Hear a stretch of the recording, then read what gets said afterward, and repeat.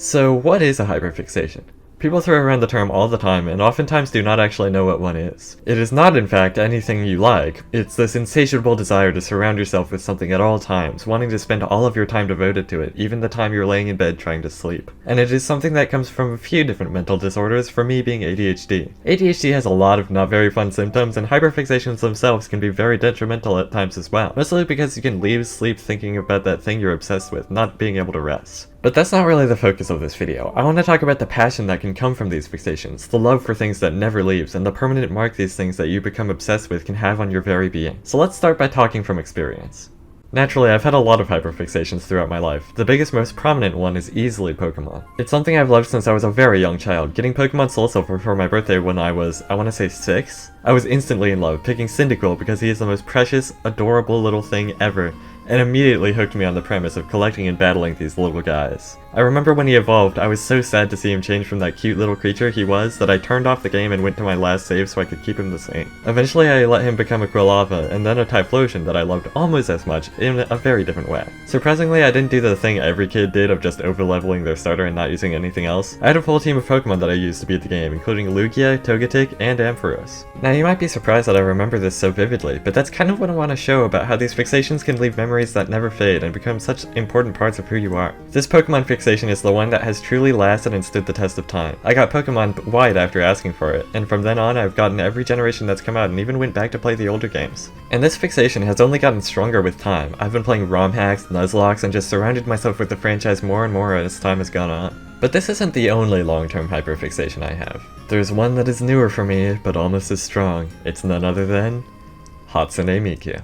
I've loved her design for a long time, but was always too intimidated by how different she is to typical music, at least from an outsider's perspective, to actually take the plunge and listen to the music that makes her what she is. But finally, about 2 years ago, when the official Pokemon and Miku collaboration Project Voltage happened, I listened to the music. And it was strange at first, but I kept finding myself coming back to it, listening to every song that came out, and suddenly I was truly a Miku fan. I started listening to music outside of the collab, artists like Mitchie M and Sawtown becoming my favorites, and now I have a tiny little playlist I'm building of my favorite songs.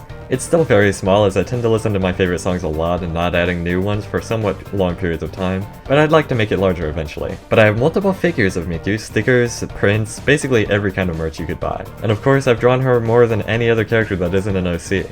Both topics I will get to later, but not all hyperfixations last this long.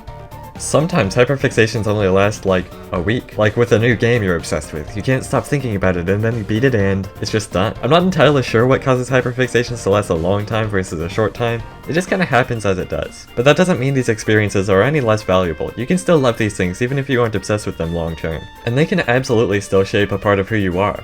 Because what you love is what you love, and that is an incredibly important part of what makes you, you. And this brings me to my next topic. What ways are there to express this love you have for the things you fixate on? Well, the answer is there's a lot. Sharing it with others, joining Discord servers full of fans of the same thing, buying merch, making videos, and last but not least, making and searching for art. And to me, the strongest, most personal way to do it is to create art of or inspired by that thing you love. It's what I've been doing for a few years now, and I haven't felt any better way to get my feelings out, even if it's just for myself not showing anyone. And fan art isn't the only way to do this. There's one other secret thing that these hyperfixations can lead to. Original characters and stories. An OC is an original character, and you might be thinking, that's not fan art, that doesn't have anything to do with your hyperfixations. But that's where you would be wrong, hypothetical person in my head that's saying this. Like I said earlier, the experiences you have, the stories, characters, music, art that you love will always stay with you and change you, make you someone a little different from who you were before. And with all these changes, the person you become, that's the person making the characters and stories that you do. So really, your stories are a product of all the things that you love, a product of who you have become thanks to them. And that's what I think is so beautiful about making stories. It's a product of pure love and passion, and I think that's the most important thing there is in the world.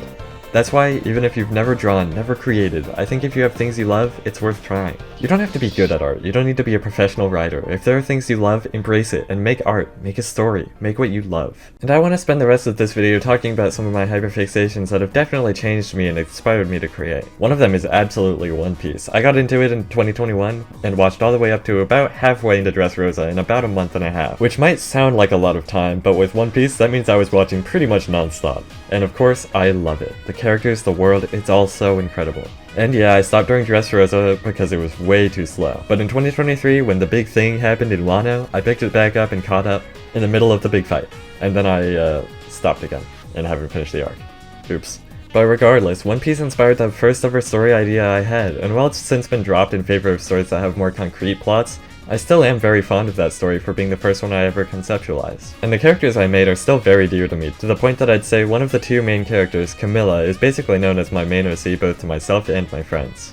And now I'm just gonna list a bunch of fixations lasting various lengths, including Mother, Persona, especially 3, Splatoon, Pokerogue, Balatro, Mario Party, Frieren, Nichijou, Zenshu, Chikawa, the list goes on, really. While some of these haven't lasted as long as others, they're still very important to me and absolutely shaped who I am. Really, what I qualify as a hyperfixation that's important to me is one that led to me coming up with a new story, which I have a few too many of at the moment. The most important story I have was inspired by a number of things, including the opening scene to Across the Spider-Verse as well as WALL-E and probably some other things that I don't realize. But unfortunately that story idea only works in a short animated show format, so it's really impossible to say if it will ever happen. But one can hope. Persona 3 inspired another story, and Nichijou inspired my comedy comic idea that I will hopefully get started on pretty soon. Maybe. It'll happen at some point, I swear. And as you can probably tell at this point, the things I've been drawing in the background are actually from all the most important things I've been obsessed with over the years. And if you're wondering what my current hyperfixation is, you can probably tell from my channel actually. It's Mariamon. And while the videos on it are my worst performing by far, I'm still very happy that I've made them, and I actually think they're the best videos on my channel, alongside the Jamboree video I uploaded a few months ago. It's funny, you can actually tell what my current hyperfixation is just by what I upload. There's a pretty high chance that it's related. And I just beat in Stars on Time and am desperately trying to finish an animation with what motivation I have left, and if it's done by the time I'm editing this, it should be on screen right now. If not, it's not that I lied, it's that I failed. But yeah, draw! Do it! That's pretty much the main thing I want you to take away from this video. Create because your passion is so important. And if you like this video, subscribe. I might do more like it in the future, but I mostly make gaming stuff, so see if you like it first. And if you think others might like this video, consider sending it to friends or like-minded people, it would mean a lot. And comment telling me your biggest or most recent hyperfixation if you have ADHD like me or another disorder that causes it. I'd love to hear about the things people love. And until next time, goodbye.